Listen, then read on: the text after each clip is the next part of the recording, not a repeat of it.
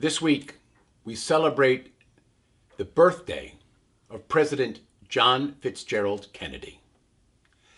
It's hard for many of us to believe that President Kennedy would be 102 years old. Those who remember President Kennedy knew that this first real media president was not always enamored with the way the press covered him and his administration.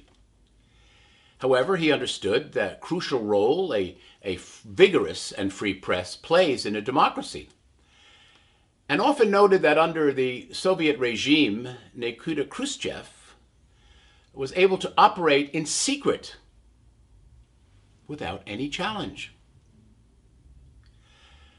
From his 1960 primary onward, Kennedy understood the value of television and film coverage and its ability to reach right into the hearts and souls of the American people. It worked for him, and he was really good at it. Kennedy's love affair with television continued throughout his campaign, through the debates with Richard Nixon, his victory, and on into his presidency. Now, those who have had the pleasure to actually see JFK during many of his press conferences, he did 64, one about every 16 days. They were able to see how Kennedy was able to diffuse a contentious debate by using his intelligence, his wit, his charm, and he was able to achieve a favorable outcome. And the White House press corps loved it. In fact, he built and savored relationships with many journalists, some who have become his friend. Even during some of the rather challenging times of his press coverage, which was not always that favorable, Kennedy never lost sight of the First Amendment, saying that the press is the only occupation guaranteed in the U.S. Constitution. All that is a far cry from where we are today. Donald Trump owes his success in the 2016 election to the media and their nonstop coverage of his celebrity candidacy. As a star of The Apprentice, Trump knew how to keep the attention on his audience. He knew how to build his ratings.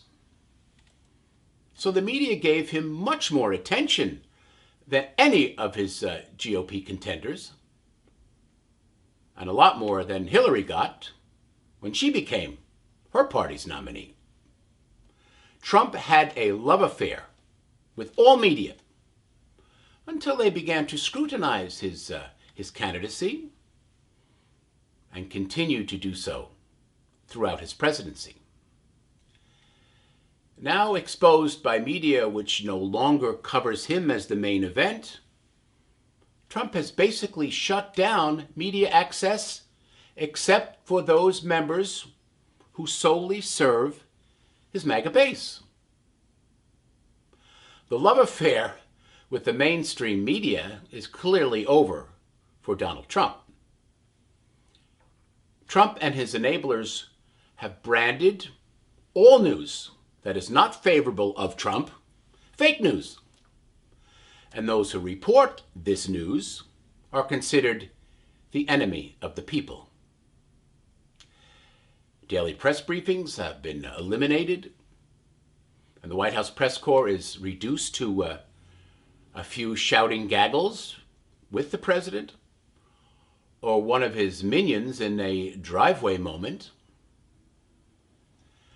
Now, after the Mueller statement, the clamoring chorus for impeachment has become impossible to ignore. So, will a relationship between this now unhinged President Trump and the press become even more strained? All of Donald Trump's enablers must take heed of this quote from John F. Kennedy's inaugural. "Those who foolishly sought power by riding the back of the tiger ended up inside." This is John Christopher Bua for Real Political News, Washington.